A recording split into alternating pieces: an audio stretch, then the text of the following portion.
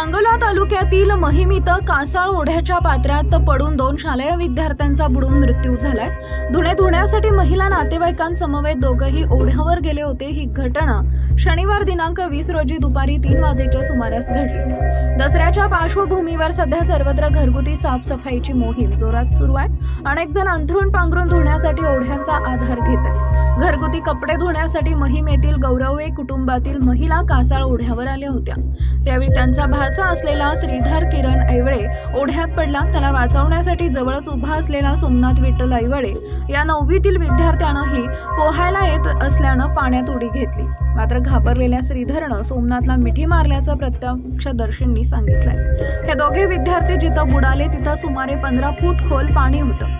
शनिवारी रात्रीच्या मुसळधार पावसामुळे पाण्याला ओढ होती, त्यामुळे दोघेही ओढ्याच्या मध्यभागी वेगवान प्रवाहात आले। ओढ्याची पाणी पातळीही वाढली होती। दरम्यान ही माहिती तात्काळ सांगोला पोलिसांना तसेच महसूल विभागाला कळवण्यात आली। घटनास्थळी तात्काळ पोलीस निरीक्षक विनोद घुगे व इतर पोलीस कर्मचाऱ्यांसह मंडलाधिकारी प्रशांत जाधव, महिम गाव कामगार तलाठी पोलीस पाटील अभय रुपनर, ग्रामविकास अधिकारी बाळासाहेब शिंदे आले।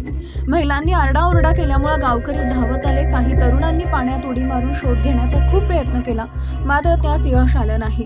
महसूल व पोलीस प्रशासनानं पंढरपूर येथील शोध पथकातील तरुणांना बोलावून घेतलं। या पथकातील तरुणांनी दोघाही विद्यार्थ्यांचे मृतदेह शोधून बाहेर काढले।